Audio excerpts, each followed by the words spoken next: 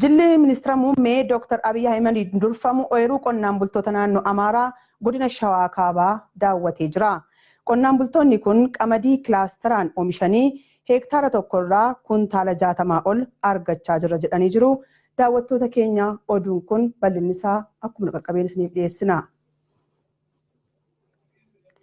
Bulchiinsi magaalaa Finfinnee kana booda sababa babal'ifannaa lafaaf jecha qonnaan bulaa lafa isaarraa hin buqqisu jedhan. Kantiibaa itti aanaan bulchiinsa magaalaa Finfinnee Injiinar Taakkalaa Uumaa. Qonnaan bultoota kutaalee magaalaa Finfinnee haala deebisanii dandamachuun danda'amu irratti mari'atanii jiru. Balaachoo Jabeessaa gabaasa dabalataa qaba. Bulchiinsi magaalaa Finfinnee qonnaan bultoota kutaalee magaalaa Finfinnee keessa jiraatan sababa misoomaatiin qe'ee fi qabeenya isaaniirraa buqqaafaman haala deebisanii dhaabuun danda'amu irratti waliin mari'ate. Qonnaan bultoonni marii kana irratti hirmaatan sababa misoomaaf jedhamee qe'ee fi qabeenya keenya irraa seeraan ala buqqaafamnee jirra. Bakka hin misoomnettis akka gallu taanee jirra jedhan. Akka bishaanii akka ibsaa kan wataana ayyeellee kan transpootii kana kanallee akka qaqqabamnee akka namni nagarree tachi duuba sanitti caakatti dhugatee isa barsiisa. Dhugaa amma as keessa jiran warra hojjechiisu.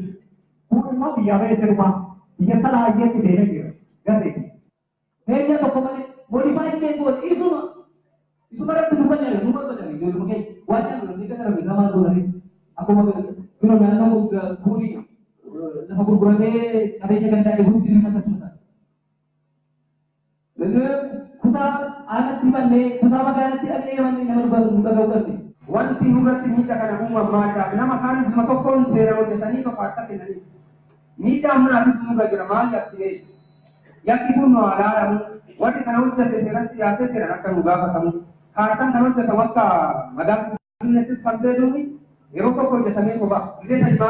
Tajaajila garaagaraa argachuudhaaf gara kutaalee magaalaa fi aanaalee magaalaa Finfinnee wayita deemnu rakkoo bulchiinsa gaariitiin rakkachaa jirras jedhaniiru. Akka qonnaan bultoonni kun jedhanitti lafa qabnu irratti dhiibbaa garaagaraatiin fayyadamaa hin jirru. Maqaa investimentiidhaan lafti keenya gurguramaa jira. Kun nurraa dhaabbachuu qabas jedhan. Kaayyoon marii har'aa kun qonnaan bultoota sababa misoomaatiin qe'ee fi qabeenya isaaniirraa buqqaafaman haala deebisanii dandamachiisuun danda'amu irratti mari'achuu fi jedhan. Ittaanaa kantiibaan bulchiinsa magaalaa Finfinnee Injiinar Taakkalee Uumaa. Akka Injiinar Taakkaleen jedhanitti bulchiinsi magaalaa Finfinnee kanaan booda sababa babal'ifannaa lafaaf jecha qonnaan bulaa qe'eerraa hin buqqisu. Magaala isin irraa baqattan, magaala isin akka shakkiitti ilaaltan, magaala isin dhiibee guddatu osoo hin ta'in magaala isinis ijoollee keessanis qabatee akkuma jiraataa magaala walakkaa jiru, akkuma mana barumsaa walakkaa jiru, barnoota, fayyaa, daandii, ibsaa, bishaan akkuma magaalli walakkaa argatutti naannoon kunis akka argatu. Magaalli kun immoo magaala keessan ta'uusaa, magaala isin dhiibee guddatu osoo hin ta'in isiniinis qabatee guddatu ta'uusaa. Oomishaa fi oomishtummaa qonnaan bultootaa magaalaa Finfinnee ammayyeessuuf yoomiyyuu caalaa bulchiinsi magaalichaa hojjechaa akka jiru Injiinar Taakkaleen dubbataniiru. Qotee bulaan magaala keessatti waan hojjechuu danda'u hunda akka hojjechuu danda'u, qabeenya akka horachuu danda'u. Lafa qofaa qabatee kan waa tokko hin taane kan waa tokko irratti hin hojjenne qofaa osoo hin ta'in magaala keessatti qotee bulaan akka qabeenya horachuu danda'u kan taasisu jaarmiyaa mataasaa ijaarree jirra. Yeroo gabaabaatti inni manni marii magaalaa mataasaa hin mirkaneessaa. Itti yaamamni isin jettan mataasaa sirrii ani illee nan fudha. Itti yaamamni isaa iddoo biraa taa'ee xiyyeeffannoo akka argachuu irra jiraatu kan jettan sana ani illee fudhadhaan. Egaan daawwattoota keenyaa oduun jalqabaa bal'inni isaa waan nu qaqqabee fi mata duree isaan irra deebi'ee si yaadachiisa. Jilli Ministeera Muummee Dr. Abiy Ahmed durfamu ooyiruu qonnaan bultoota naannoo Amaaraa godina Shawaa Kaabaa daawwatee jira. Qonnaan bultoonni kun qamadii kilaasteraan oomishanii hektaara tokkorraa kuntaala 60 ol argachaa jira jedhanii jiru. Hayimaanoot Kibabaw gabaasa dabalataa qabdi.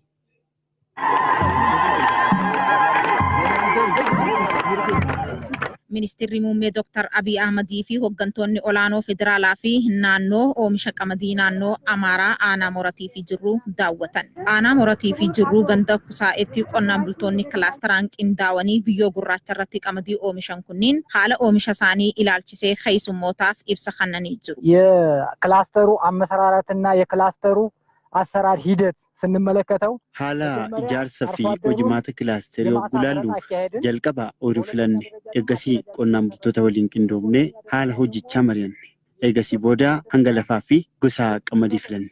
Lafa hektaara 9,727 irratti nama 240 taanee oomishatti seenne. Oomisha qamadii kanaaf calla guddistuuwwan garaagaraa fayyadamuun alatti biyyoo gurraachaa dhimbiibuun itti fayyadamne.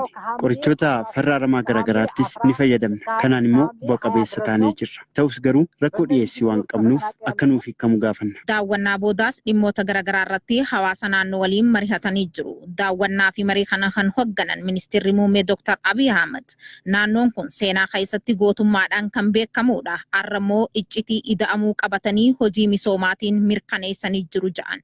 ዛሬም እንደትናንቱ ጀግንነት መልኩን ቀይሮ በልማት ላይ በሰላም ላይ የታየበት በመሆኑ እጅግ የኮራንባችሁ ደስም ያለን መሆኑን ልገልጽላችሁ ፈልጋለሁ። Har'as akka kaleetti jeenummaan gootummaan bifa jijjiiratee misooma nageenya irratti kan mul'ate waan ta'eef baay'ee isinitti boonnee jirra. Qonnaan bultoonni beekumsa qaban walii qooduun bifa adda ta'een qamadii hektaara tokkorraa kuntaala 55 hanga 60 oomishuu danda'ee jira. Qamadiin nyaachuuf qofa osoo hin ta'in laaluuf ija kan guutudha.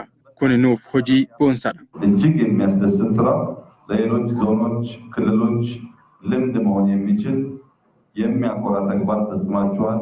Dabalataanis hojiin qonnaan bultoonni qindoominaan hojjetan kun qonnaan bultoota biroof muuxannoo fi fakkeenya kan ta'udha. Nutis jireenyi qonnaan bultoota keenyaa fooyya'ee arguu barbaanne jedhanii namuu bakka jirutti dhimma kamuurratti wal gargaaree hojjechuun dhalootaaf waan gaarii dabarsuu qabas jedhanii jiru. ይህም እንዲሳካ በእናንተና በእኛ መካከል በየዕለቱ የመንፈስ ትስስር ያስፈልጋል። በሐሳብ መግባባት ያስፈልጋል። ጸሎታችሁ ያስፈልጋል። እቺ ቅድስት ሀገር በዚያው ልክ ብዙ የሚቀኑባት ቀናተኛ ጠላት ያላት ሀገር ናት። Kaayyoon hawwiin kun akka milkaa'uu fi isiniif nu jidduutti hidhanni cimaan jiraachuu qaba. Yaadaan waliigaluu kadhachuu Itoophiyaan tokkummaan ishii misooma fi guddinni ishii akka barbaannetti kaballeessinuu miti. Abbootiin keenya tursiisanii nuti ammoo dhalootaaf dhaalchisuu qabna, itti ufsiisuu qabna. ማንም ያልሰጣት ማንም የማይከለክላት መሆኑ እሙን ነው። ተነስተን እንዳሻን ዛሬ ስለተናገርን ልናፈርሳት ልናጠፋት የምንችል ሀገር አይደለችም።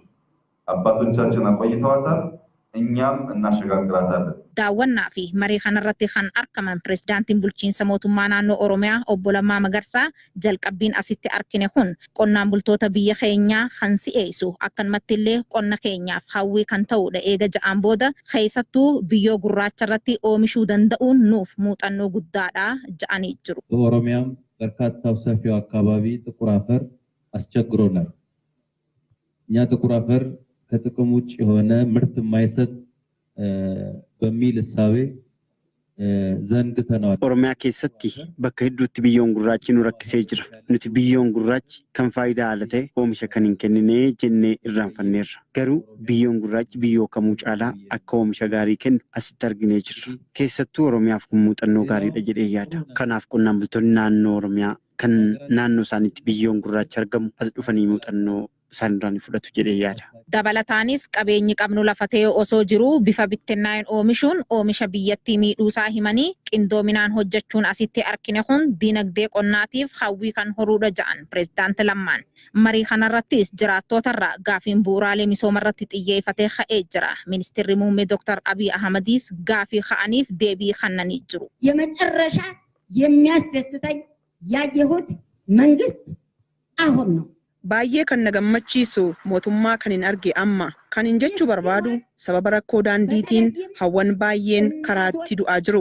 Kaazinaa duwwaa akka fudhattan nan beeka. Ta'us garuu rakkoo daandii kana akka nuuf furtan adaraan jedha. ለማስጨነቅ አይደለም። ጓድ ጠቅላይ ሚኒስቴር የተረከቡት ባዶ ካዝና እንደሆነ እያየን ነው እለት ከእለት። እባክዎት ይህንን መንገድ ይውልን። Maalo karaa kana nuuf ilaala. Kana malees rakkoolee bu'uuraalee misoomaa hospitaala ibsaa fi bishaaniitis qabna waan ta'eef furmaata nuuf laadha. ይህንን ወርቅ የሆነ እህል የሚያበቅል የይመደም መሬት ተቆርሶ እየሄደ ነው። ድረሱላቸው፣ ድረሱልን። Oomisha midhaanii bareedaa kana kan oomishu qonnaan bulaan naannoo keenyaa oomisha isaa gara gabaatti geeffachuuf rakkoo daandii qaba. Akkasumas rakkoo dhiyeessii meeshaalee qonnaa qabna. በመርፌ ቀዳዳ አይታችሁ ይሄን አርሶ አደር ለማስደሰት እዚህ በመምጣታቸው አሁንም ደስታችን ወደር የለውም። እጅግ በጣም እናመሰግናለን። ይሄ መንገድ መሰራት ያለበት ወይም የሚያስፈልገው እናቶች ስለሚሞቱ መንገድ ዋነኛ የንግድ የሰው ልጆች እንቅስቃሴ አስፈላጊ መሰረተ ልማት ስለሆነ ብቻ ሳይሆን daandii kana ijaaruun kan barbaachiseef hawaawwan waan du'anii fi daandiin bu'uura daldalaa fi sochii bu'uuraalee misoomaa barbaachisaa waan ta'eef Itoophiyaatti yeroo jalqabaatii fi oomisha hektaara tokkorraa kuntaala 60 naannoo oomishe kan biroo akka barsiisuu fi muuxannoo akka qooduu fi asitti kan oomishamu bakka birootti akka tajaajilu yoo godhuu baanne faayidaa hin qabu. Kanaaf isin muuxannoo kana daran babal'isuu qabdu. Nuti immoo dhimma kana irratti gatteenyee mari'annee furmaata waaraa keenya. Naannoo Amaaraatti godinni Shawaa Kaabaa aanaa Moratii fi Jirruu oomisha qamadii, xaafii, mistiraa fi gabbisa looniitiin kan beekamu yoo ta'u, sangaan Jirruu aanichatti beekamuu fi uffanni aadaas keessummootaaf kennamee jira.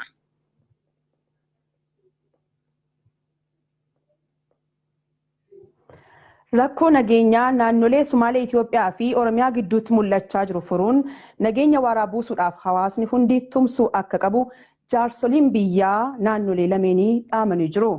Gareen jaarsolii biyyaa kun araara buusuu irratti hojii hojjechaa jiru ilaalchisee miidiyaaf ibsa kennee jira. Girmaa Hundee gabaasa dabalataa qaba. Jaarsoliin abbootii gadaa fi ugaazonni naannolee Oromiyaa fi Somaalee irraa walitti babahan guyyaa har'aa ibsa miidiyaadhaaf kennaniin rakkoo nageenyaa naannolee lameen keessatti mul'atu karaa aadaatiin furuun naannolee lameen jidduutti nageenya waaraa buusuuf hojjechaa jiru. Naannoo Oromiyaatis ta'ee naannoo Itoophiyaa Somaaleenis biyya jaarsa qabdu, biyya sheeka beekaa qabdu. Kanaafuu kana dhaga'anii akka waamicha keenya kana dhaga'anii akka nageenyi akka dhufuuf akka ejjechiisan waamicha dhiyeeffinan jedhaanii. Dowladda Oromoo iyo dowladda Soomaaliyaa gaadhay. Dhalataa Oromoos ta'e dhalataan Somaalee jireenya waliinii qaba. Haalli jiruu fi jireenya uummata lameenii bakka duraanitti akka deebi'uuf uummanni qooda isaa akka bahuuf dhaamsa dabarsinaaf. Nageenyi waaraan akka bu'uuf uummanni naannolee lameenii jaarsolii biyyaa kanneen cinaa hiriiruun gahee irraa eegamu bahuu akka qabus jaarsoliin kunneen dhaamaniiru. Qeeroon, dargaggoon, haawwan, qarreen hundi harka tokko taane akkuma reefu dhaamsi dabretti kara mootummaas mootummaa naannoo Somaaleetis naannoo Oromiyaatis dhaamsa keenya kana dhageessee deeggarsa barbaachisu godhanii naannoo san nagayni akka jiraatu haasa'uudhaaf nagaa duraa. Oromoon meeshaa nama akka hin taane, Somaaleenis meeshaa nama akka hin taane. Jarri amma nu jidduu seenu kun boru nu wajjin hin jiran nuti addaan garuu hin dhayinuma. Jiruun teenya eenyu Somaaleen? Jiruun Somaalee eenyu Oromoodhani? Addaan hin bobbaanu. Kana waan ta'eef kana hubannee jaarsi Somaalee nagaaf tumsuutu irra jira. Nagaaf jaarsi Somaalee, jaarsi Oromoo nagaaf tumsuu irra jira. Waaqaa jee ህዝባችን ተገዝቦ በሁለቱም ወገን hawaasni keenya gama lamaanuu kana hubachuudhaan nageenya waaraa buusuuf sochii goonuu milkeessuuf nageenya buusuu irratti qooda isaa bahuu qabaa jenna. Kana faana wal qabatee mootummaan federaalaa ta'e mootummaaleen naannolee lameenii rakkoo nageenyaa karaa aadaatiin hiikuu fi deemaa jirru milkeessuuf nu cina akka dhaabbatan waamicha dhiyeessina. Uummata irraa eegamu nageenya kan akka nu deeggaranii manguddoo deeggaranii akka araarri dhufu godhuun isaanirra jiran jedha. Maaliif carraan qabnu tanuma. Naannolee lameenitti imaluunis araara buusuuf qaamolee hawaasaa garaagaraa waliin kan mari'atan ta'us dubbataniiru. Araarri jaarsolii biyyaatiin jalqabame kun hanga fiixaan bahutti hawaasni naannolee lameenii lolaa fi jibbarraa of qusachuu qabaas jedhaniiru. Hangaaniif iddoo rakkoon jiru san gad dhufnee gara lachuutu maddi rakkoo maali jennee hanga qoratutti hundi nama keenyaatu gara lachuutu አካኒፍ ኦብሳንታ ወሰገሌ ካናደገ ከዛ ጊዜ ጀምሮ በሁለቱ ህዝቦች መካከል በአንዳንድ አካባቢዎች እየተፈጠረ ያለው ሀረራ ኤገሌ ረኮን ነገኛ ዲገ ደንገላሱ ፊ ቀቤኘ በርበዴሱ ኡመተ ለሜን ጅዱት ሙልአቱ ዳበቹ ቀባ ሐዋስኒ ሎላ ፊ ጅበራ ኦፍ ቁሰቹ ቀባ ወላ ኦቦላዋ ከሌ ኦቦሎ ከሌ ከኦታ ደሎታ አካ ጉያ ከሌ ዲዋት ዱፋዴ Istuudiyoo Finfinnee irraa oduuwwan galgala kanaaf qopheeffanne xumurree jirra. Istuudiyoo Adaamaa Siisaayittan isin deebisa. Nagaan bula. Istuudiyoo Finfinnee tiraalee sangalatu miichaa istuudiyoo Adaamaa irraa oduuwwan na biratti hafan itti fufam. Nageenya amansiisaa akkaataa mirkaneessuun danda'amu irratti jiraatota magaalaa Amboo fi Gudar waliin Yuunivarsiitii Ambootti mari'atamee jira. Yeroon toleeraa immoo bal'inaan isinitti hima. Jijjiirama siyaasaa Itoophiyaa keessatti mul'atee wal qabatee qilleensi nageenyaa Amboof naannoo isheetti erga qilleensa weegalee ji'oota 8 lakkoofseera. Nageenyi Ambootti uumame kunis tasgabbii haala baruuf barsiisuu Yuunivarsiitii Ambootiif gumaacheera. Mariin nageenyaaf tasgabbii Amboof naannoo isheetti uumame kun kan waaraa akka ta'u Ministeerri nageenyaaf Ministeerri saayinsiif dhaabbilee barnoota olaanootiin Yuunivarsiitii Ambootti qophaa'e jiraattota magaalaa Amboof Gudar waliin gaggeeffameera. Rakkoon nageenyaa tokkoyyuu akka hin mudanne waardiyaa taanee hojjetaa jirra kan jedhan jiraattonni magaalaa Amboof Gudar mootummaanis fuula isaa gara misooma magaalotaatti garagalchuu akka qabu akeekanii. Lammiin biyya biraa haa dhufu. Kanaafuu isaanillee hin tikfannaa irratti hojjenna. Qeerroon kanaaf nuti qophiidha. Abbootiin gadaas abbootiin amantaas qophiidha.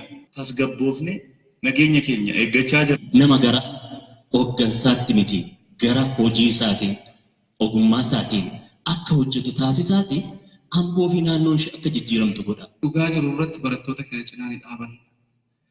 Dhugaa hin malle shira diinaatiin gocha taasifamaa jiru ijaarsa hin malle irratti gaggeeffamaa jiru immoo ni balaaleffanna ifaan ifatti irratti qabsuuf.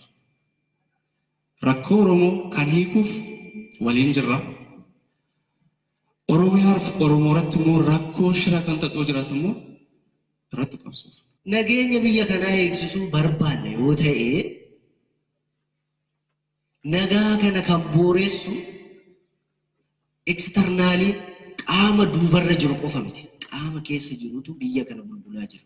Ajjechaaf buqqaatiin lammiilee lixa Oromiyaatti gaggeeffamaa jiru mootummaan maaliif obsaan ilaala jechuun hirmaattonni kunneen gaafataniiru. Yeroo gabaabaattis falli waaraa akka kennamuuf gaafatanii. Erga uummanni keenya dhume, erga uummanni kumaatamaan buqqa'ee, beela'ee, dararamee dhume birmachuun maalidha? Proactive maal ta'an?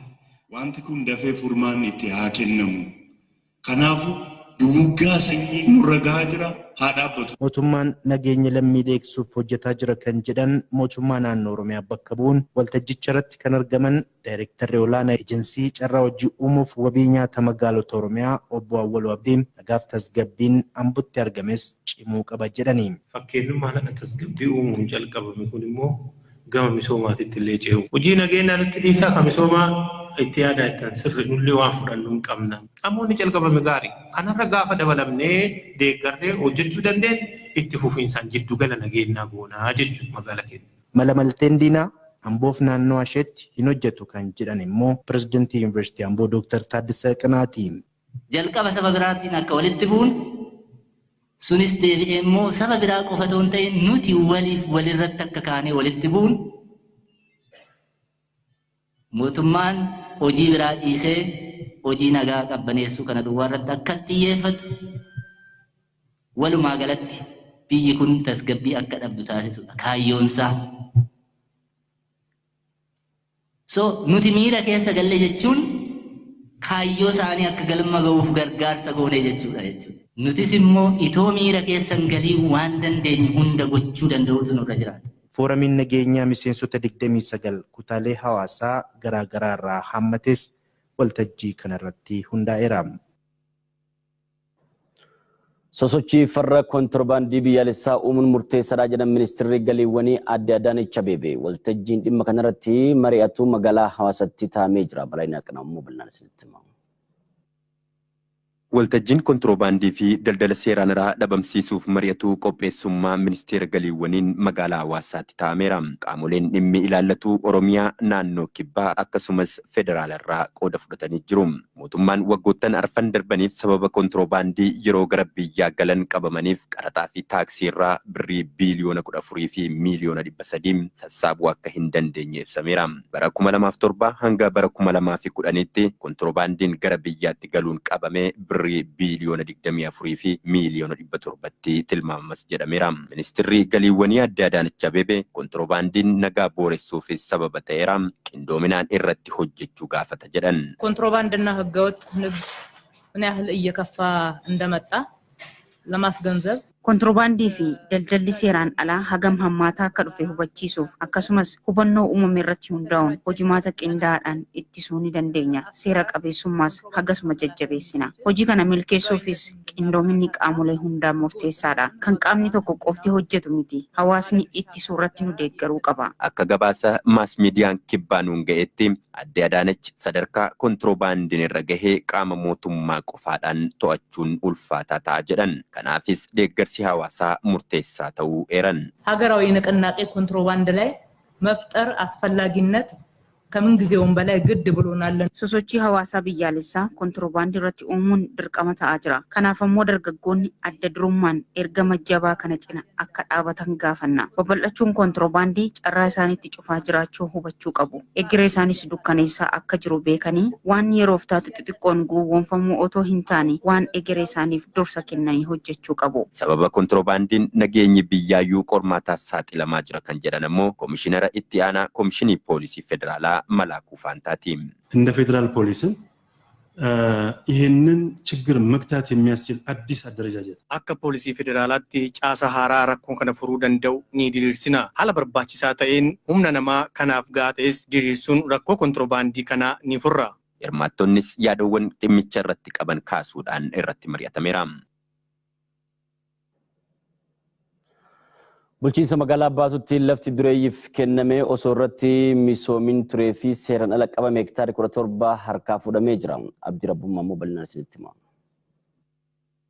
Bulchiinsa magaalaa baatutti lafti karaa seera qabeessaan dureeyyiif kenname osoo hin misoomin hafe lafti hektaarri 8.82 fi lafti karaa seeraan alaa qabatame lafti hektaarri 8.47 walumaa galatti lafti hektaarri 17 fudhatamuun gara istookii mootummaatti deebi'e. Hawaasni magaalaa baatus lafti misoomaaf kenname hanga ammaatti osoo hin misoomin hafuun guddinni magaalaa isaanii quucaruu fi tarkaanfii mootummaan fudhate immoo kan isaan gammachiise ta'uu dubbatan. Baatuun yeroo kanarraa jalqabdee qajeelfama mootummaan baase kanaan ejjennotti seentee lafoonni baay'een maqaa abbaa qabeenyaatiin namoonni hagaa qabatanii ta'an kun irraa fuudhamee nama misoomsuu danda'u. Saba kamiinuu ta'e biyya kamiiyyuu dhufe baatuun akka guddattuu barbaanna. Kunneen yeroo irraa fixe akka naannoon hin guddanne taasisee dalla'ee uummataaf laga addaan kute malee misoomsee hin jiru. Waggaa dheeraa laakkanii jiran. Kun amma waggaa 3 jedhu waggaa 16 akka turetu jira.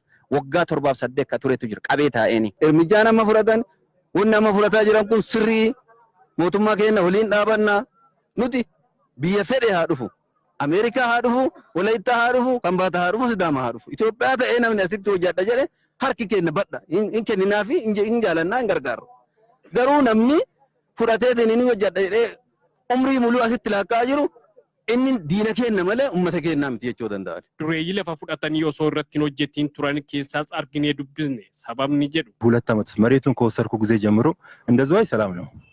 እንደ ሀገር ስታየው አንጻራዊ ሰላም አልነበረም። waggoottan lamaan darban keessatti haalli nageenya biyyaa rakkoo keessa waan tureef sodaa keessa na galchee ture. Piroojeektichas birrii miliyoona 350 hojjechuuf karoorse. Sababa doolaaraanis meeshaaleen ol ka'uun rakkoo dhiyeessii irratti dhiibbaan irratti ta'ee jira. Amma immoo hojiitti gallee jirra. Hoogganaan waajjira investimentii magaalaa Baatoo obbo Tibbaa Daraaroo lafa investimentiin fudhatamee osoo hin misoomin hafan harkaa fuudhuun namoota misoomsaniif kenninaa jedhan. Lafti amma abbaa qabeenyaa seeraan ala babal'ifaterraa citee gara istookii lafa bulchiinsa magaalaatti deebi'u kana abbaan qabeenyaa haalaan lafa kana invest irra godhuu danda'u. Akka dhufee promoshiniin qophaa'ee akka dhufee irratti invest godhee guddina magaalaatiif akka guddina magaalaa ariifachiisaa ta'utti akka invest irratti godhan promoshinii qopheessinee kallattii jirutti akka itti deemnutti ta'a jechuudha. Kantiibaan bulchiinsa magaalaa Baatoo obbo Alamuu Dawaanoo galmi keenya lafa fuunee istookiitti deebisuu qofaa osoo hin taane namoota misoomsuu danda'aniif kenninee magaala keenya misoomsuudhaa jedhan. Dirreen amma keessa jiru kun bara 1996 kan fudhatame. Lafa namarraa fuudhuun qofti abbaa qabeenyaarraa fuudhuun qofti galma miti. Galmi inni dhumaa galma ka ta'uu danda'u lafichi sun dhimmichi sun waan barbaadamsaniif yoo oole duwwaadha. Dabalataanis namoonni waggaa hedduu taa'aa turanii erga bulchiinsi magaalaa murtee dabarse guyyoota lama asitti hojiitti seenan harkaas ni fuudhamaa jedhan. Lafa kana erga sakattaanee maal haa goonu jennee erga ol deebinee mari'achuu jalqabne booda ejjennoo keenya erga arganii booda guyyaa lamaan kana ammas jalqaban. Kanaaf already yeroon isaanii irraa dhumatee jira. Lafa liiziin fudhatanii lafti liiziin fudhatame tokko ji'a 48 keessatti oomishaaf ga'uu qaba. Ji'a 48 darbee jira. Kanaaf ammarraa ka'een akka dhaaban goone karaa seera qabeessa qofaan akka raawwatamu. Magaalaa Sallaatti ijaarsi manneen waliinii jireenyaa harkifatee ture hojii eegaluutti akka gammadan jiraattonni dhugoomanii jiru. Bulchiinsi magaalaa Sallaa gamasaan birrii miliyoona 40 ramaduun manneen waliin jireenyaa ijaarsa isaanii harkifate xumursiisuuf hojjechaa jiraachuu dubbatee jira. Abdul Jabbar Muktaar immoo kanarraa fi akka ta'an isinitti hima. Jiraattonni magaalaa Sallaa ji'a jahaan dura manneen waliin jireenyaa ijaarsi isaa jalqabe dhaabatee hafuu isaatiin qabeenyi uummataa fi mootummaa qisaasamaa jira waan ta'eef falli itti kennamuu qaba jechuun komii qaban OBN'tti haala kanaan himanii turan. Hordoffii fi to'annoon baddaa irraa waan hin jirreef galma hin gahu tortoree jira. Ammas haala akkamiitiin akka hojjetamu hin beeknu. Yeroo ammaa bulchiinsi magaalaa Asallaa birrii miliyoona 40 ol ramaduun manneen waliin jireenyaa bakka garagaraatti qulqullinaan ijaaramuu dhabuu isaaniitiin harkifatanii turuun hawaasni komataa ture. Irra deebiidhaan ijaarsi isaa akka fooyya'u gochuun isaa gaafin kenna akka deebi'u tahaa jira jedhu jiraattonni. Akkanatti bareedee hojjetamuu isaa baay'ee namatti tola. Abbaa argatee haala kana ta'uu isaatiif baay'ee namatti tola. Ijaarsi manneen kana yoo xumurame rakkoo manneen jireenyaa jiraattota magaalaa Asallaa furuu keessatti gahee ol'aanaa kan qabu ta'us dubbatanii jiru. Namoonni rakkoo manaa qaban kun bakkee buluu fi bakkee jiraatu argachuudhaan rakkinni manaa sun irraa hir'atuu danda'a. Xumuramee itti fufee namoonni keenya immoo mana dhandhamanii kan ala bulan kan barandaa bulantu jechuun ni danda'ama. Kanaafuu haaluma kanaan itti fufamee akka jiru jajjabeeffamuun jedhan. Obbo Abdul Shakur Turii abbaan adeemsa dabarsa manneenii bulchiinsa magaalaa Asallaa manneen waliin jireenyaa iddoowwan garagaraatti ijaarsi isaanii harkifatee osoo hin xumuramin hafan xumursiisuun hawaasaaf dabarsuuf hojjetamaa jiraachuu himanii jiru. Bilookiiwwan arfan kun abbaa warraa 124 fayyadaman taasisu. Sanarraa kanaaf immoo bilookiin 7 kan aarduu jira. Kan aarduu roosti iskiletaniin isaa dhaabatee kan jiru jira. Isa kanas akkuma kana xumurree gara hawaasaatti dabarsineen isa sanis kan eegalluu fi rakkoo mana jireenya magaalaa kana kan hawaasaa kan furru ta'a jechuudha. Haa ta'u malee jiraattonni manneen waliin jireenyaa argachuu yeroo ammaa naannoo kana jiraataa jiran kuusan mana fincaanii sirnaan ijaaramuu dhabuu isaatiin waan dho'eef rakkoo garagaraatiif saaxilamaa jirra jechuun komatanii jiru. Baay'ee rakkoo cimaa keessa jiraayyuu. Foolli isaatu tokkoffaa ganama gara ijoollee gadi baasee taphachiisuu isitti nuyyuu baanee galuu hin dandeenye. Anam qufaan naqabee jira. Isuma kanarraan jechuudha. Ganamaaf galgalallee inni kun akka malee namatti ajaa'aa hafuurri isaa. Kanaaf namoonni tokko tokko asmaatik ta'anii jiru. Furmaanni mul'ataa jiru tokkos hin jiru. Namni dhufee abbaa kanaa jedhee ilaalus hin jiru. Seeftaan garichi dho'aa akkanumatti asiin gatii yeroo gannaas baay'eedha. Lolaan isaa yeroo gannaa ammayummaa buuna waan ta'eef bakka rakkoo guddaarra jirra. Rakkoo mana jedhameen ibsamne daa'ima guddifnaa. Iddoo gadi buufneetti taphachiifnu iyyuu hin qabnu. Hojii gaggeessa mana qopheessaa bulchiinsa magaalaa Asallaa obbo Ukaashaa Jamaal gama isaaniitiin komiin uummataa sirrii ta'uu dubbachuun furuufis hojjetamaa jiraachuu himanii jiru. Yuunivarsiitiin dallaa isaa keessaa as baasetti alatti uummata irratti ijaaruudhaan seeptiitaankiin sun guuteetti gadi baheetiin hin jira jechuudha. Komiin uummataa sirriidha. Yuunivarsiitii wajjin taane, yuunivarsiitii Arsii wajjin taane furmaata kana ni ilaalla.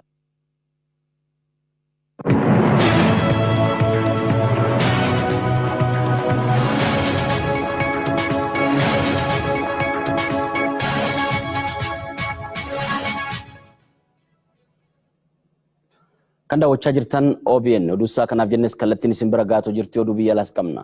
United States Chainaan taarifa daldalaa haaraa hambisuu